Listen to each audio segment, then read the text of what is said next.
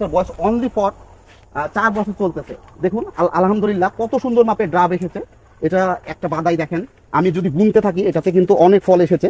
1টা 2টা 3টা 4টা 5টা 6টা 7টা 8টা 9টা 10টা 11টা 12টা 13টা, এখানে 13টা একটা বাদায় কিন্তু ফল এসেছে এবং এইখানে একটা বাদা আছে। তারপরে এই ছোট ছোট বাদা আরো অনেক বাদা এখানে কিন্তু আছে। এই পাশে আমরা একটু যদি স্কুল ডাউন করি, আমরা যদি দেখতে যাই এই গাছটাই, তো আমরা এখান থেকে আরো দেখতে পাবো যে দেখেন এইটা এই বাদাটাতেও কিন্তু প্রায় 15 থেকে 20টার মতো ফল আছে।